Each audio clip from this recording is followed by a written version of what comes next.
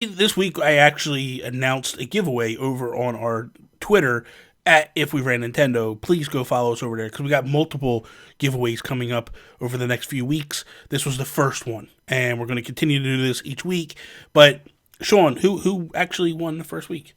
We had so many entries, Bobby, but I'm really excited to give the first $20 gift card to Lexi Vault Hunter at Dejima's Queen. So congratulations. Thank you, everybody, for sharing. And don't just float away. Yeah. Stick around because we got more giveaways to come. Absolutely. Absolutely. Thank you very much for following, everybody.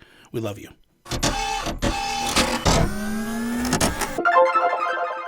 So here we go. Sunday morning, it's time to break down our amazing patrons over on patreon.com/Yumi Capri. We start off with the gold members, Brendan Myers, James Johnson, Ryan Turford, Coach Timbo, Sheldon Benedict, Dawn Becker. We slide right into our platinum producers, Nasty Boots and Tammy. And then our diamond executive producers, Bobby Miller, Corey Hicks, Jonathan Brown. On to the show. They're breaking down all the news and they're making it nice. Give Furukawa and Bowser all their business advice. Gonna answer your questions, gabbing on and on. If you like what you hear, go check out the Patreon. The Nintendo Guru, yeah, his name is Bobby. He loves all things Nintendo except maybe Kirby. And the greatest co-host in all of the land. You know it's Sean like Connery, Capri like the pants. If we ran Nintendo.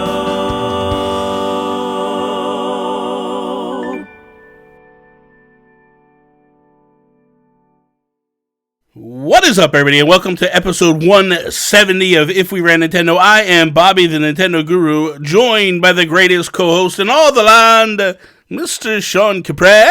Mr. Bobby, how are you? Look at Bobby, you're wearing the same shirt every single week. I'm starting to notice Am this. I? Is this the same I meant to change my shirt, and I totally forgot. Are you washing it at least? I am washing it. I just basically got a little tipsy last night. Did you really? What? Yeah, I got a little drunk. I didn't know. It's amazing because we sit here and we chat for a half an hour before we start up. This hadn't come up. We're getting extra life and everything set up, but I didn't know that you had a night last night. Well, because look, I'm normally like here ready to go, and I'm like, Sean, I gotta make my coffee. I literally had just woken up. I couldn't believe it. I was like, and I set my alarm a little bit too early, which there's a fine balance. You want to get up early enough to be down here. But you don't want to set it so early that you keep snoozing it and you keep waking up your lovely wife every 5 minutes to go do your podcast. Not the best start of the day, you know? Yeah, someone's going to pay for that. It's already been a stressful weekend with potty training with Lincoln. Mm-hmm. He's trying to get a good push on the potty, man, but it's he's mostly just doing the number one. But we haven't got we got number two in the bathtub. That was a good time. All right, we don't need to talk about that. It's a code brown. Just stop it. Just stop it. Nobody cares. Come on, man. Disinfectable damn thing. I just want you to know like what I'm up against this weekend. You know what I'm saying? That's your fault, not mine. I didn't tell you to knock her up, man. Blame or nothing. I didn't tell you to knock her up. Yeah, you did. And you're like, and name him after me. Well, that was different. And once that became not an option, I was like, okay, forget this. You know. Mm-hmm. I don't know, man. I'm just trying to tell you, just a little perspective, just life perspective, a little IRL. If you like, Flex Post, how are you? Nobody cares. Anyway, let's kick this episode off like we do each and every episode with our shoutouts. Shoutouts, yep. Let's do our shoutouts now. Geek outs. I am flying to Nashville, Tennessee tonight, and guess what, Bob? I'm going on a red eye, so some more IRL stuff that I'm facing up against. I'm gonna go to Toronto, say hello to Ryan Turford. Just kidding, it'll be like 3 a.m. when I get there. Yeah. But I am going to meet Donnie Reese in person. Nice. We're gonna have lunch together. He's actually extending his stay. He's going over for a concert. I think it's a Britney Spears concert. I'm not really sure. Oh Might be a God. Maroon 5. Could one of those two. I think he's gonna see a concert in Nashville, Tennessee. Just one of those two. Two different ends of the spectrum, but okay. It's going to be a good time, man. So I'm there for a conference, and I land at 9:30. When I land, I'm about a half an hour late for the conference as it is. God. By the time I get over there, I'll get to the first session, and then it's lunchtime, so I'm going to go meet up with Donnie, and I've got a couple gifts for him, and I'm really looking forward to it, man. It's actually really nice. Because I was expecting to see a couple other people in Nashville, but Donnie's there just by chance. So I'm I guess I'm kind of geeking out about that, my friend. It's pretty awesome. So we have, how can we not start off with this though? Seriously, this amazing new song that we have, our intro music. Oh my gosh. Chris O'Brien, thank you so much, dude. Like, jokingly, Sean brings it up. 5 times in a row. Oh, I kept listening to it over and over again. It feels like such an 80s sitcom song. We need a new video now. We need I'm working on it. There won't be one this week. I'm trying to, like, in my mind's eye, get it all to kind of go. It'd be amazing if we had someone that could actually put something together, like Gary Gray did the one time. We're gonna be like, we're gonna meet in Rome, New York, and then we're gonna hang out. So we gotta set up like the camera where like you're walking into your house, and like I'll be sitting down at the computer and stuff, and we got like the crossed arms and laughing and stuff, like we'll figure running up the out. hill. Could you imagine like holding hands, like running away? Oh my god, just like that. That would be awesome. We could put like a VHS filter over top and just like the whole whole house, like the red, like that would be awesome. That would be awesome. Nintendo guru. That would be so cool. We got to work on that. Somebody write down these ideas. We got to record these. But seriously, Chris, man, you did a phenomenal job, man. Yeah, man. I did not expect that at all. Sean half-heartedly, jokingly said, like, Chris, you need to work on a new jingle, and then bang, here it is in my email this week, and I was like, oh my god, this is awesome, dude. It's so cool. I need to tell him that it's awesome. So, you know what? I'm not even going to text him and say it's awesome. This is me telling you it's awesome. We love it. Oh, text him at least. Yeah. No. I want him to hear it first, and then I'll text him later on this week. So if you hear this, Chris, text me. All right? Just message me, DM me, and then I'll reply to you. But I don't want to do it before. I wonder what is the word, like, because the episode now, they've heard it by now. They're going to be like, what is, like, they're going to check to see if they got the right feed. There's going to be all this. It's because it's so different. It is so different. So different. Yeah. It's so great, man. Yeah, I was listening to it, and then I'm like, and then I had to restart. I'm like, Chelsea, you got to hear this. It's really And she's good. like word for, like, we kept, like, rewinding. And, like, what do you say there? Like, let's rewind here. Like, oh, my God, even Kirby. Oh, that was the best. That was it. When the minute he threw that in, I was like, winner, chicken dinner. I loved it. Thank you. Oh my God, that's amazing. Yeah, this community is so awesome, dude. It is. Real quick, I just want to touch on 2 podcasts I was on this week. Give them a little love. I was on the Talk Nintendo podcast. Had a great conversation about Link's Awakening. Also talked a little bit about Chicken Wiggle at the very start of it. Really, really good, nice conversation I had with those guys. And then I was on the Secret Friends Unite where we did a Joker spoiler cast. Awesome. And that was a really good conversation. It's always fun to go over there with Todd and Charlie, the Marvel fanboy, and have to put him in check with his nonsensical scores that he gives DC movies. But anyway, go check those out if you get a chance. Definitely, if you've seen Joker, it'd be really cool to listen in because there's so many different perspectives with that movie that you could take on that. So, so go ahead, Sean. What else you got there? That's it, man. Well, my focus is on Extra Life. Yeah, that's so what I want to jump right into that. Okay, so Extra Life, it's happening, man. Extra Life is huge, and I know everybody's getting very excited about their own fundraising efforts, but you guys, I've been pretty quiet on purpose. I'm sharing people, like, good luck to Antonio Guillen. He's doing great stuff over there. Chris Berto, all these people doing really good stuff. I'm really sorry, guys. You're about to get squashed. All right. Here we go. Don't oversell it, man. Come on. Okay, well, I'll sell this. All right. Okay. 5 things I need you to pay attention to. All right. Okay. You go to extra-life.org. Donate to Sean Capri. I'm part of the Phoenix Overdrive team. As with many of us, we're going to be live in Rome, New York. We are having the best Extra Life event that there will be. It's an adult sleepover. Yeah. Raising money for the kids. Yeah. And there's 5 things you guys can win at least. Okay, Bobby, let me run these things down for you. Number 1, and if you donate, every $10 that you donate gets you in for any one of these things. We're not going to do any complicated stuff. You donate money, you're going to have a chance at all of these prizes. Prize number 1, ID at Xbox skateboard, signed by Phil Spencer. Nice. Amazing. Priceless. That thing is priceless. Yeah. I know some people just wanted to outright buy it from me. But we're not doing that. We're getting money for the kids. Number 2, a SteelSeries package with a headset, a mouse, and a keyboard. Oh. A whole set, man. We got a whole set from SteelSeries. Number 3, a 2 terabyte external hard drive, Gears 5 branded. Ooh. Number 4, 2 times. There are 2 codes possible for 12 months of Xbox Game Pass Ultimate. And number 5, Canada exclusive Link's Awakening Slurpee cups. Oh, Jesus. You got a full set, baby. Nice. That's just what I got right now. So, that's what I want. You guys, I've got to get at least $500 raised. I'm at $100 right now. I've got myself $100 of the way there. I've got to get to $500. I can't just be giving away all these things and only raise like $200. All right. We got to get to $500. Then the draw kicks in there. So direct your money to extra-life.org. Find Sean Capri. Donate. Get me up over $500. And then let the wheel spin, baby. Does that make sense to you, Bobby? I love it. I love it. Okay. So I want to explain my side of this. So originally my plan was to be there first thing in the morning, start streaming with everybody straight through. Change of plans. The girl that I work with is no longer with the company, so now I have to work. I can't take the day off. Yeah, close the plant down, man. Or wherever it is you work. It'd be nice. It'd be nice too. But regardless. So the game plan is real simple for me. I am actually going to leave when I get done work at noon, right? You guys will have already begun streaming.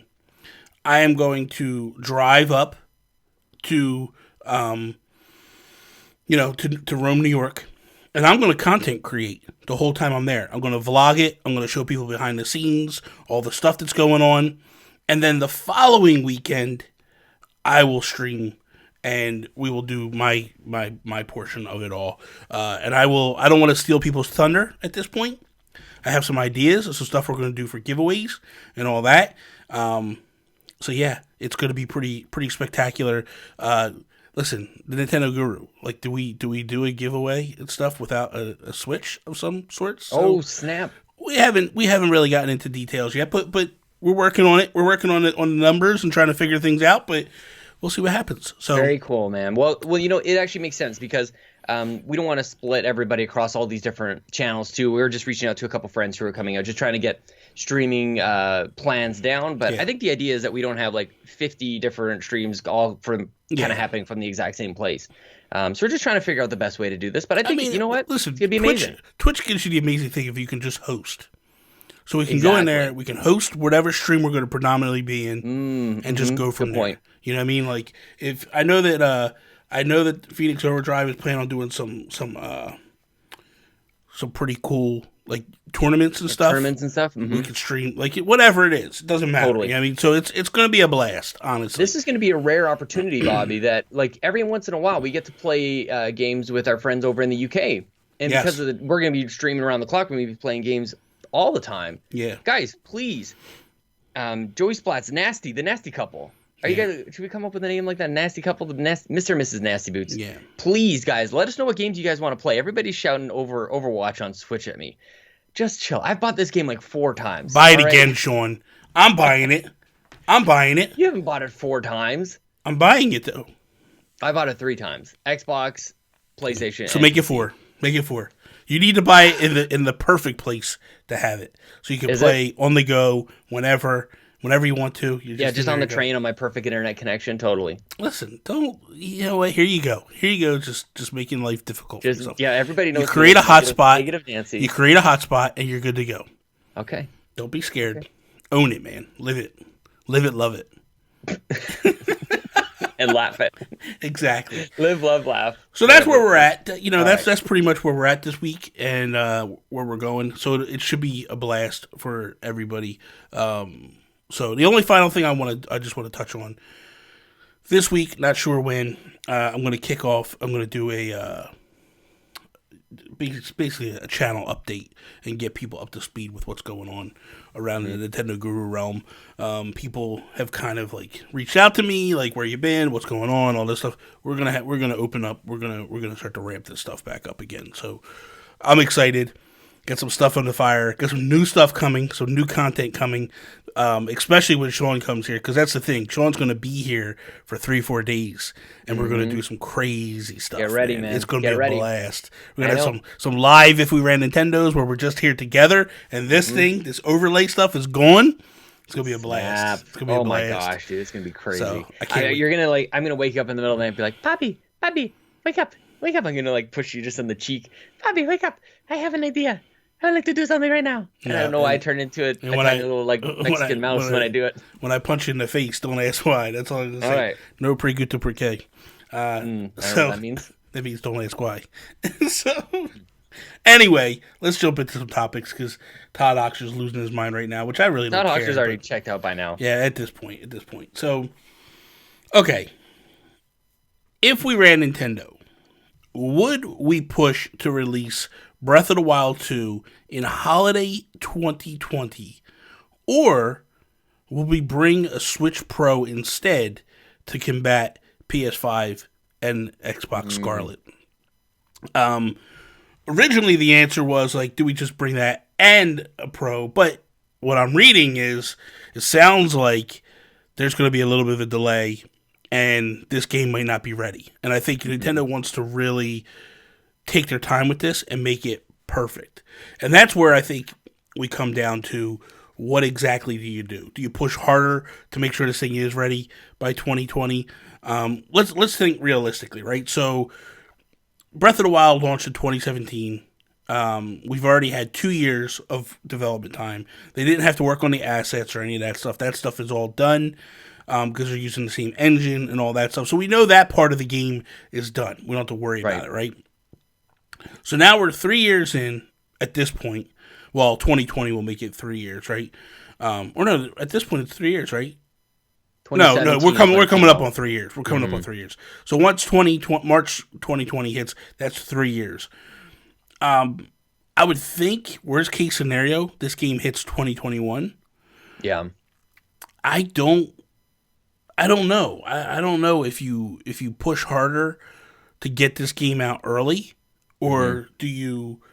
Because to be fair, is there anything that's going to stop people from buying PS4 5s and Scarletts when the time comes? That's a good question. That's kind of what I was thinking, like, one way or another. If it comes out, if Breath of the Wild comes out later, do sales suffer because people have already moved on to the next Xbox and PlayStation? Like, I don't think that that's the case. I actually think that for some strange reason, like, Zelda and Nintendo just have always been able to operate outside of that realm, which is why they say arrogant things like, we don't view them as competition. Yeah. But in many ways, I guess maybe it's true. So I think I like this, like, play this whole situation out a little bit. So if you were to push it, and if the goal was to curb some of the success of the other systems, would that even happen? I don't know, man. It is a sensitive time, though, because these new consoles are going to be very expensive. Yeah. So if you claim that money from these people first, it makes it a little bit trickier to, reach that 10 million mark, where I guess that's a milestone that's really important. First to 10 million is kind of a big deal. Yeah. So it'll be interesting. I think so. As I think about it, right, and I start to play these scenarios in my head, I think that Nintendo is really in a really good spot. Mm-hmm. Because here's the thing, right? You have a huge library already, and these guys are coming out. They're not going to have a library at all. Okay, their stuff is backwards compatible. Who cares? It's old stuff. That's the thing. When I buy a brand new console, I want new shiny stuff to play. I don't want to play games that are on my old console. Like, I don't want to be smiling because that's what the Sony ponies were saying back when Xbox launched it, and everybody's like, "Oh, it's just old games are old. Who cares? Nobody cares." Now that it's possible on PS5, they're like, "Oh, we got backwards compatibility." It's like, don't knock it until you. Well, here's the thing. You know what I mean? Okay, let me explain what I mean by this. I don't mind. I think it's a nice caveat to have. But that's not what I'm going to focus on. I want to play. I like the ability to go back and basically play a PS4 game, and I could trade my PS4 in, and you know what I mean? Like, that's nice. Don't get me wrong. But the idea of that's the only thing I'm playing? No. No. Like, I want to play brand new shiny games. And with them talking about Death Stranding and Last of Us 2 both launching on the PS4. It makes me go, okay, what's coming out? Because if you remember, on the PS4, there was a long, stagnant drought of no first-party games on that console. At the launch. It took about 2-3 years before the games actually started showing up. Luckily, they had... no one still talk about. Like, nobody remembers, like, Shadowfall. What the hell is it? Kill something Shadowfall. Somebody's screaming at me. Killzone, thank you.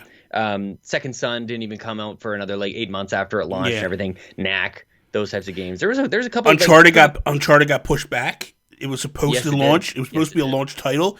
They fired Amy Hennig and the whole development team and restarted, and that game got pushed back like 2-3 years. So, and we don't, and to our knowledge, like Uncharted is done, right? Yeah. So, I don't see an Uncharted 5 coming on the PS5. You know, it would be wonderful, but I don't see that happening. And so when I look at this and I go, your best developer, to me, I think it's a misstep. If it's me speaking, I think it's a misstep to not put Last of Us 2 on the PS5. Oh no, but you got to know because of the timing. February is when this game is coming out, so they'll have a remastered. They'll sell it again. Yeah, but it's not the same, man. It's Oh, not dude, the same. Sean, to kickstart again, a system. I see what you mean. to start the kickstart- system off, you know what I mean? Like, I see what you're saying. dude, just delay it, man. They'll have a Just- Horizon 2.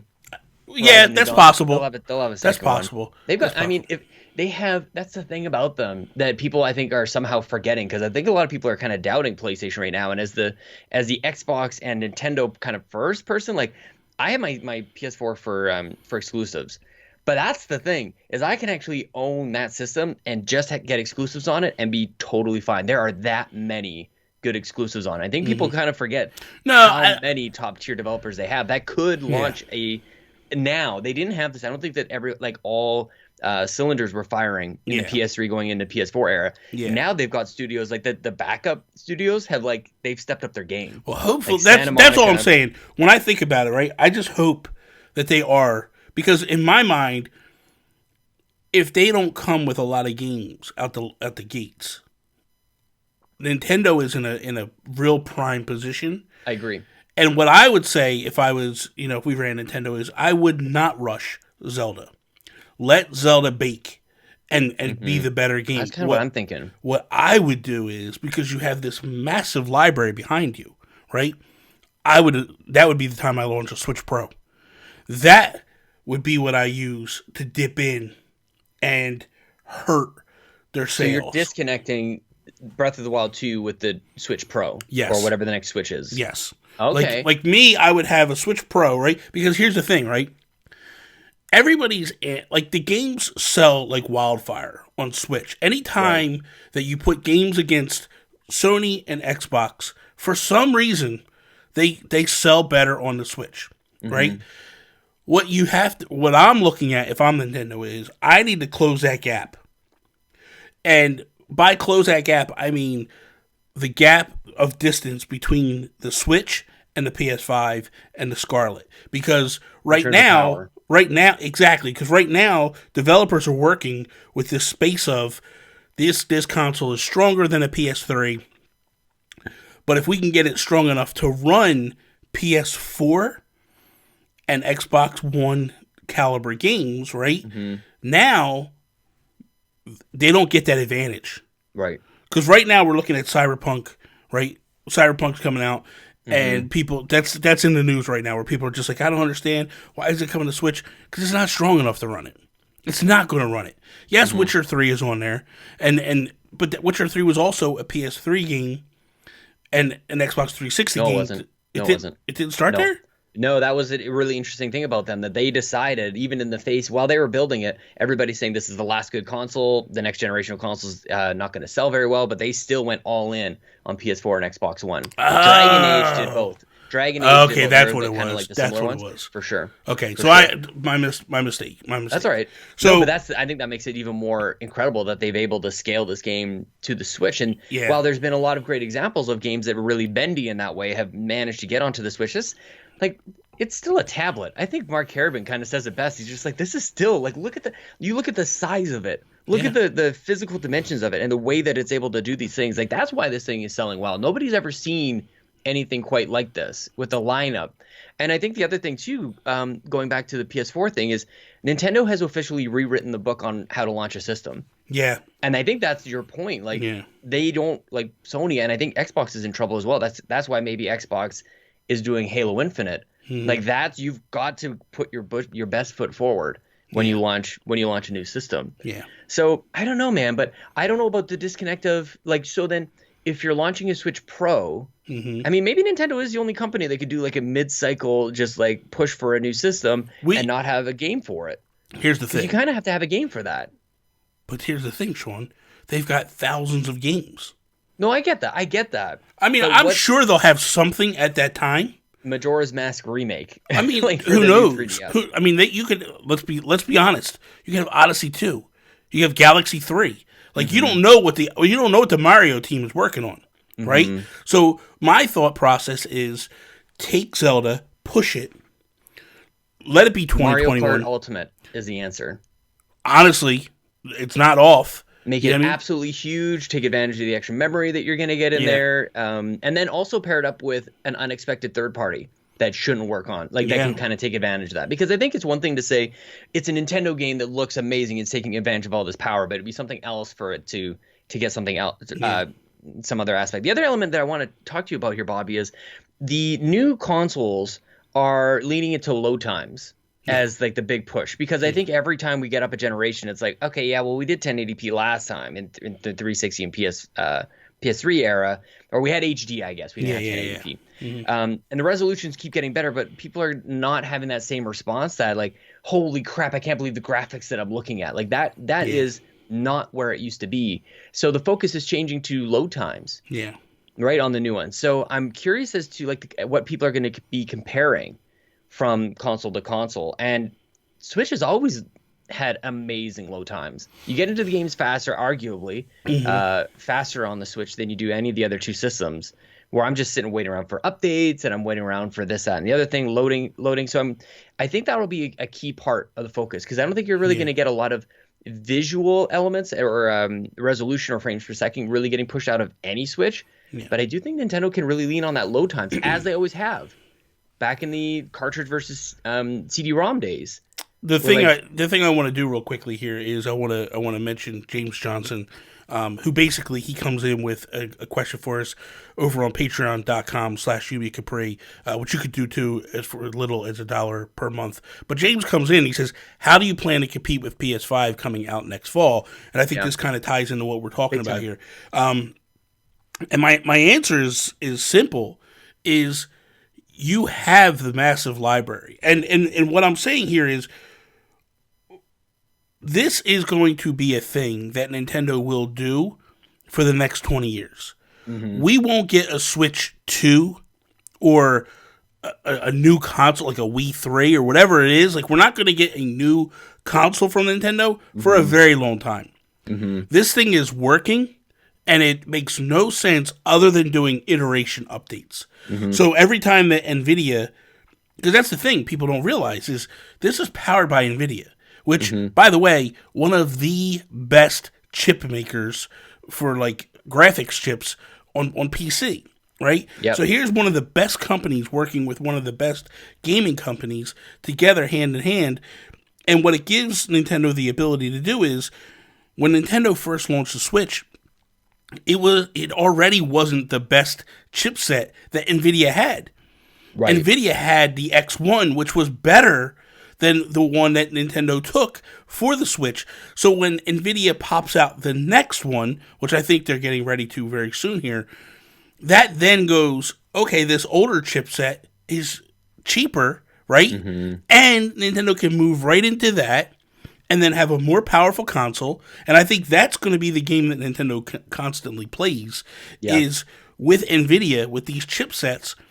There's no reason in the world why they can't have a Switch that's identical to what we have. There might be a few, just basically, things that are better for us. Custom, like, the Joy-Cons might feel better in your hands, or they might make... Because there is that image of... foldable Joy-Cons. I don't know if you saw this image. I remember. Yeah, it kind of more comfortable. It makes it more comfortable. Yeah, where it gives you angles to play with and stuff.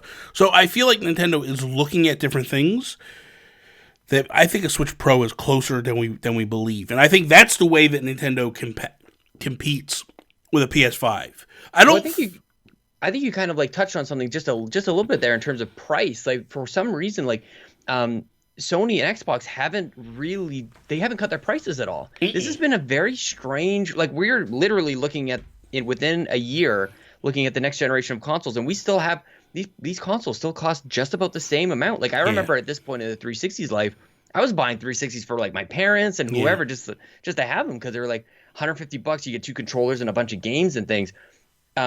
Switch has been able to live in this space that was just under where the other consoles are selling, and now with the Lite, it's way less expensive. So I think in terms of competing with the new consoles, Xbox and Sony are just about to like re-up where the entry point is to get into their ecosystem. It's going to be about $500, I imagine.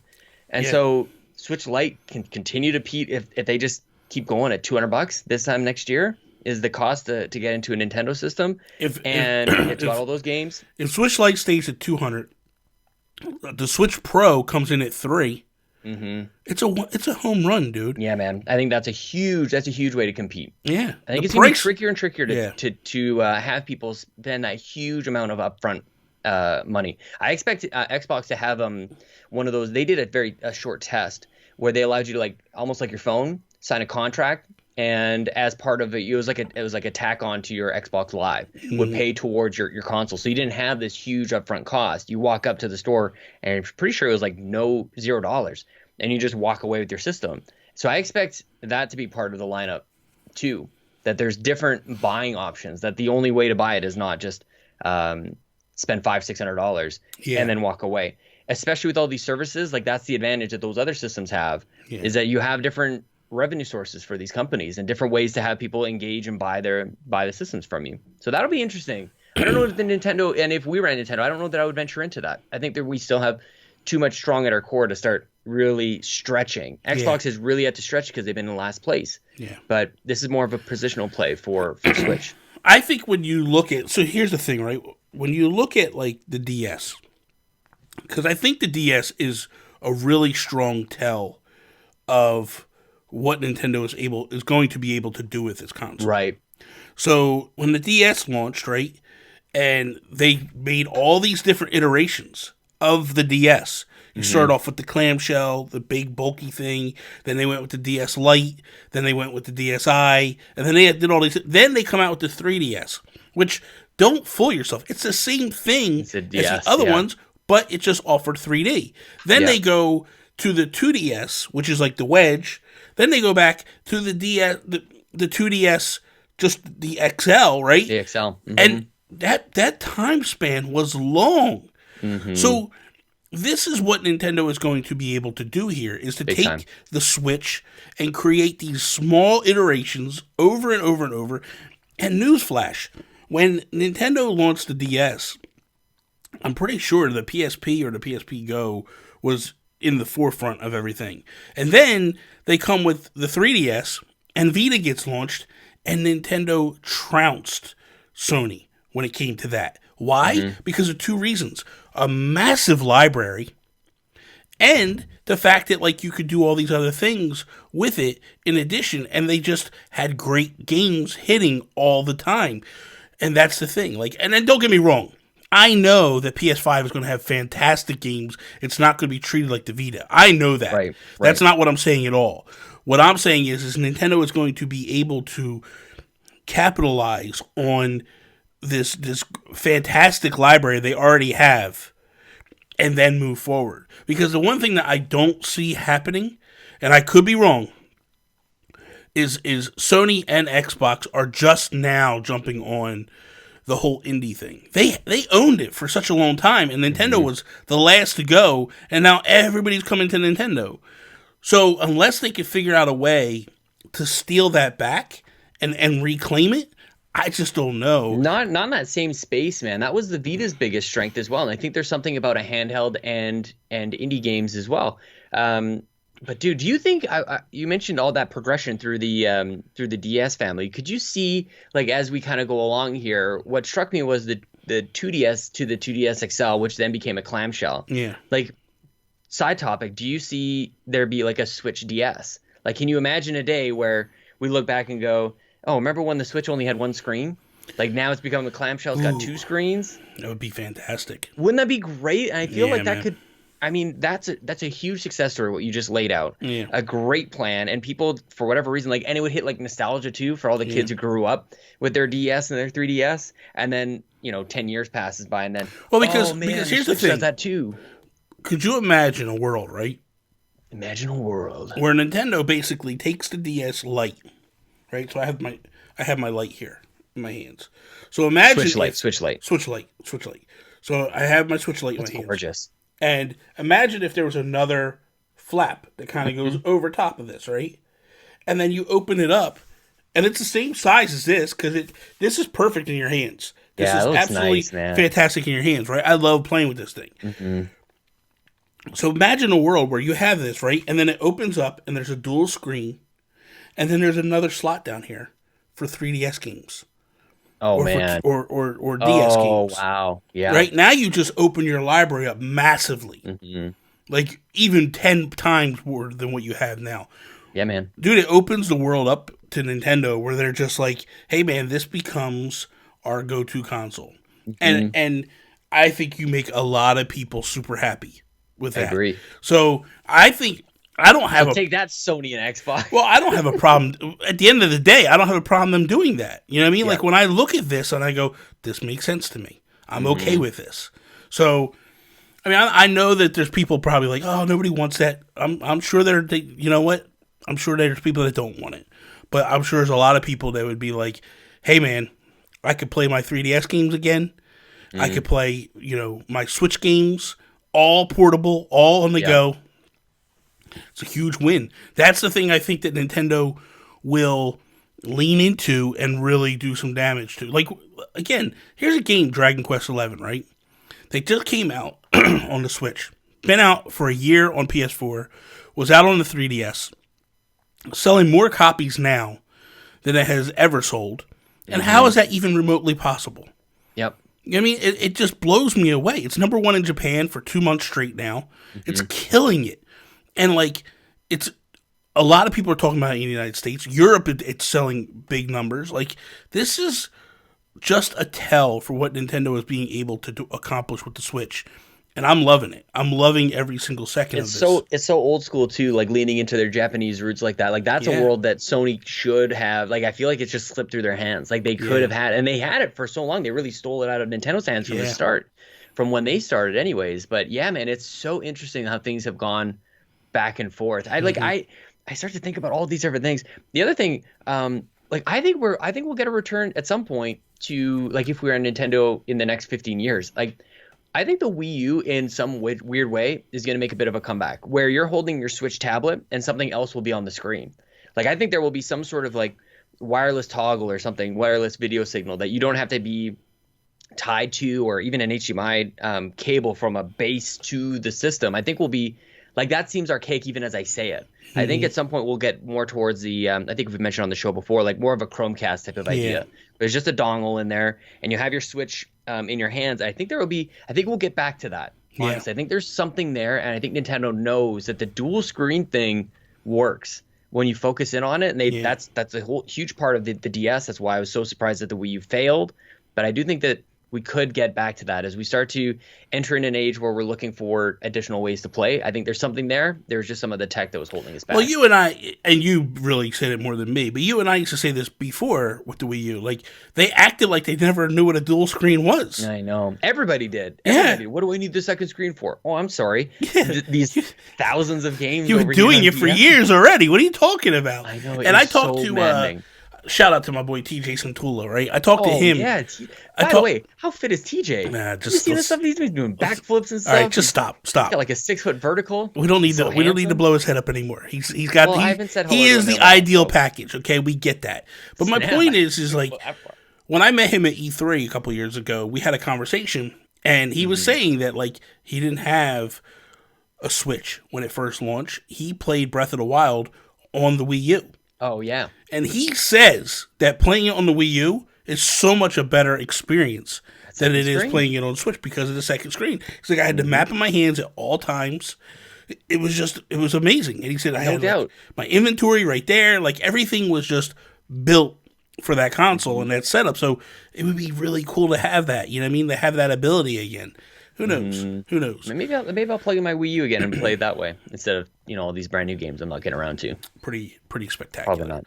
Okay, so we are going to move into a couple more topics that we have here. Again, powered by the good kind folks over at patreon.com/UBCapri. Topic from Mr. Mark Carabin, the Canadian himself. Is there a Nintendo console idea that would not get Bobby jazzed enough to buy 12 of each color. First off, Mark, you spelled color wrong. I don't appreciate that. There's only one way to It looks spell right to me. It looks right to me. Well, you know what? You're not right anyway. Man, I don't know. That's a really. I mean, obviously, it's too early to mention Kirby. So. Oh yeah, it's way too early to mention Kirby. But the thing is, it's not so much. I mean, it is the console, but because as I'm saying this, I got like 3 Switch Lights behind me on my shelf back there. Mm-hmm. I'm trying to count the Wii U's back there too. You got your Zelda, or you only? Well, that's just one? I just got the tablet. That's just the tablet. I bought the tablet just because I wanted the tablet. But my 3DSs, it's a price point thing more than it is anything else. Right. I wanted to buy multiple Switches out the gate, but I was just like, man, $300, and then they got up to $400, and I was just like, like I literally wanted to buy. I got the Pokemon one, but I wanted to buy. Let's go Pikachu. Let's go Eevee. But I wanted to buy both of them right when they launched. But I was like, I can't swing, $800. Oh, it's $800, man. It's a lot of money.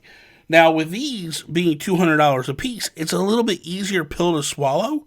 And the footprint physically in your space is less, too. Yeah. Like, those things aren't huge. Like, the box is much smaller. Like, yeah.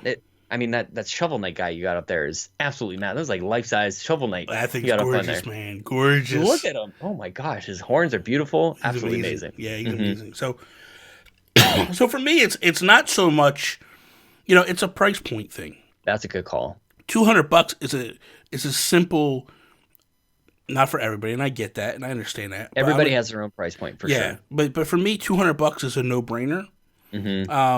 And because of the 3DSs, you collected just as many 3DSs as I did. And you probably had more than that there too. Well, and that was the thing. Like, we weren't just going out and buying them like full price every time. Like, it all really started where it was some sort of like either Black Friday or Boxing Day sale or something where they were dirt cheap. And that's where it started. So it is. You're absolutely right. It's not even just there's always things that we want up on the shelf that we're not going to buy. It's not like this crazy they release it so we just buy it. Like, I guess maybe Amiibo might be there, but that's a $15, $20 thing. So yeah, it is all about price point.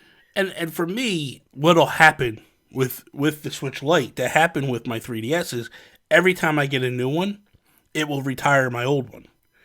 And that's something I always did with my 3DS because the thing was I used to feel guilty buying all these things. And I'm like, I'm not even using them. This is stupid. And I was like, you know what? I'm going to play it as I have it, and then I'll retire the old one and put it on the shelf. And that's what I'll do with when the Pokemon one comes out in next month. I will retire. Oh, you going back to the big Switch? No. It's the Switch Lite.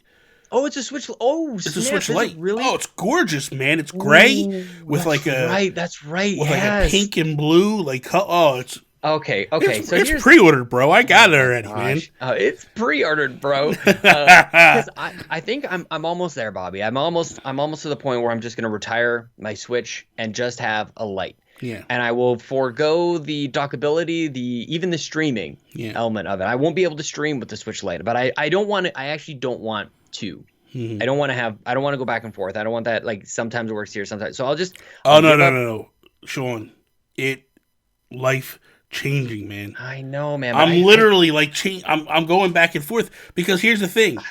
It's too many things. It's the initial setup of the backup, the cloud save, is just the initial one, and then you just have to make sure they're on sync.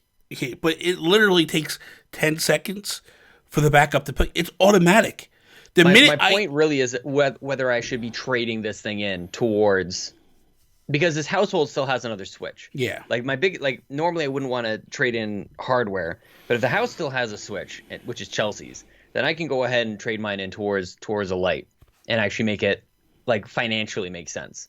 So this is what you do. You trade in your Xbox One or your PS4 and then get the... Oh, trust me, there's an Xbox One S sitting upstairs. Its days are numbered, man. That's going towards the Scarlett. So there's a plan for everything. Because we have multiple Xboxes in here as well. So don't you worry about it. So you calm down over there with your nonsense. You're not trading in your Switch. That's not happening. I'm thinking about it, man. Stop it. We'll see. Stop. But I do. But the point really is, I do want a Switch Lite. And really, I think I'm waiting for the right design of it. I don't want to just go from a plain Switch to a plain Lite. Like that's not really exciting me. It's not electrifying enough for me. I want something that's nice, but I'm also like not really a Pokemon person. Like that's a gorgeous Switch, but I just don't know. But anyways, this is less about if we're at Nintendo and if we purchase Nintendo. Exactly. Which is fine. It's a topic from Mark, and I love Mark. I know he doesn't like you much, Mark, but I apologize for his. What are you talking behavior. About? I apologize for his behavior, Mark. Mark and I are very close. Not as close as him. Not as close as Mark and I. So you can just back off. That could be debated. He was my first true Canadian love until you came in and stole me away. I know things about Mark. I don't think that you know. So there you go. I'm sure I know a lot more about Mark than you do. Mark and I are like brothers. We're like fighting. I'm a better friend. Okay, so our final topic of the day comes from Brendan Myers. So yes, Tim Ulf, we have another week with Brendan Myers. Keep it going, Brendan. Don't let these guys back off. You keep coming with the topics, bro. So with Call of Duty Mobile being released on phones, do you think we need Call of Duty on the Switch? Would you want to make a free-to-play model or do a legacy game where you take the previous games and make it into one? Right. Legacy modes are garbage. I don't want anything to do. Like you see the back flack that EA is catching right now for giving FIFA the legacy collection, because the problem is when you do a legacy model of the game, that's people okay. Know, man. But people know that this is last year's stuff. This is an old model you're selling as new. Yeah. So it's okay if you do that if you're everybody else is doing it. But if you're doing it to the Switch and you're not doing it to PS4 and Xbox One, people get mad and they will turn against you.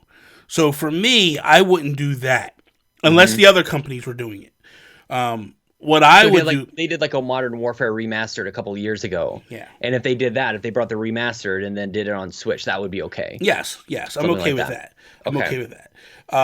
It's a good idea, actually. What I would say, if I'm running Nintendo, right, and I'm looking at this and I'm going, what do we bring over, right? And we only have one option. I'm less excited about a Call of Duty coming to Switch as I am about Apex. I would work harder to get Apex brought over because Apex is going to get a mobile game as well. And my feeling, or I think it already is mobile, if I'm not mistaken. But my feeling is that's the game that's bigger, better, better. More people are into it than a Call of Duty game. I would move because it's a free to play. Is that the idea? I think that those games are going to kind of do better over the long haul. Now that's not to say that you don't bring a Call of Duty game in, right? But a Call of Duty mobile, I feel like the single player campaign is what's going to be missing from that. And if I'm going to basically just do a shooter, I'm going to pick one that has multiple modes, not just one type of mode with a bunch of maps. I think it's a dangerous topic, which makes it a good topic. I'm glad that Brendan sent it in because it opens the idea of, do you want to merge the worlds of phone games and Switch games? And I think that's very dangerous to do. I think that there's already a glut of very small games that are almost like mobile. Some of them maybe are mobile games. I'm not entirely sure, but to really focus on games that are on your phone or also on your Switch, I think is bad. I think that devalues what the Switch has been able to do, to our earlier point, even in this episode, of just like you get The Witcher, but to open up the library of games to the trillions of games that are on your phone, I don't think that's what Nintendo wants. And I think that's why you see Nintendo's software so different on your phone. Like the Mario Kart game is so different. I don't think bringing over a phone game onto a Switch is a good idea, but the free-to-play model has bled over into consoles, as we've seen with Apex Legends. So where does Nintendo fit on that? I agree that actually Apex would be a bit of a better go, but I don't know that I really want to like actively go to, well, I think 4K, so let's get phone games. But here. I think you're confusing the two. A little bit. Fortnite, when it went mobile, that's when people realized this game can now run on a Switch. And sure, I think but that's what people are likening it to. That's actually the same game. Yeah. The Call of Duty mobile game is a mobile game. And that's where I'm saying, like, I wouldn't want this game. I'm looking at it as, if that's the options, I would go with Apex, because Apex is the same game.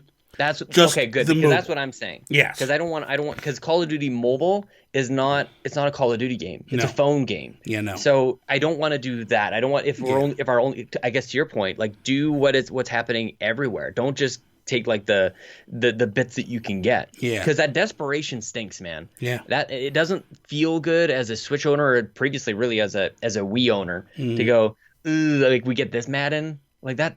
Like, it sucks. It's no good. And it would be the exact same thing. Like, here's your Call of Duty. Yeah. You get, like, are you happy now? Like, nobody wants that. Nobody would like that. I mean, I'm wrong. I'm sure there's people that would enjoy it. Some would. But I feel like the majority would be like, reject it. And I think it taints the Switch, honestly. I think that they've done a really good job of maintaining like this level of quality, even though there are other games. But Call of Duty has its own cachet. Like, it's got a lot of gravity, and it would then kind of sway and really determine the overall perspective of the product. Yeah. But these other games, like this swath of whatever nobody games that nobody really cares about, it doesn't really do the same thing. Yeah. But a big game from Activision or a big game from EA, that starts to weigh the whole Switch product down a little bit. The amazing thing for me is, and I know initially when it was the NX, the conversation was Destiny 2 coming to Switch. Mm-hmm. And that just died completely. And I wonder if Nintendo is able to pull a Switch Pro, if then they're able to go to Bungie and go like, hey man, we would really like you to give us a shot. You know? And I think, if I'm not mistaken, it blows me away. We are getting Overwatch, right? Yeah. And Overwatch doesn't have a mobile game, right? Nope. So that's my feeling, is why does Nintendo need to lesser themselves to get a Call of Duty mobile? If you really want to be a part of, and that's the thing, that's the area where you're in. I'm getting at. EA is notorious for just giving Nintendo trash and being like, it doesn't sell, that's why it doesn't work, and I want to get away from that.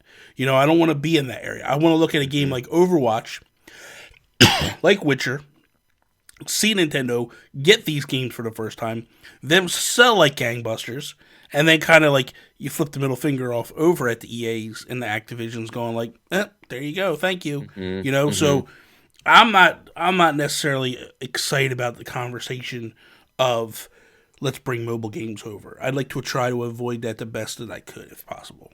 Yeah, because, you know, the Switch has a difficult enough time keeping up its value and keeping Bobby happy with all the damn Kirby games that they keep releasing. There's a new one coming out. Did you know, Kirby Star Allies or something like that? It's coming out, Bobby. Everybody forgets. Everybody's talking about Guigi and all these other things. Kirby's coming out, man. I didn't even think we were really done. I thought we had time, but okay. So that is all. Thank you guys for listening to another episode of If We Ran Nintendo. Thank you very much. Episode 170 is now in your ears. Again, real quickly, go check out Chris O'Brien. I'm going to put his links down below. Check out his music. Thank you again for the intro. Really amazing, Chris. You can follow Sean Capri over on the Twitters. Sean like Connery, Capri like the pants. Check him out over on twitch.tv/Sean Capri. You can follow me, Instagram, Twitter, at Nintendo Gurus. That is all. Peace out, Preston. Peace out, Toby. What do you think of that, Bobby? It's nice.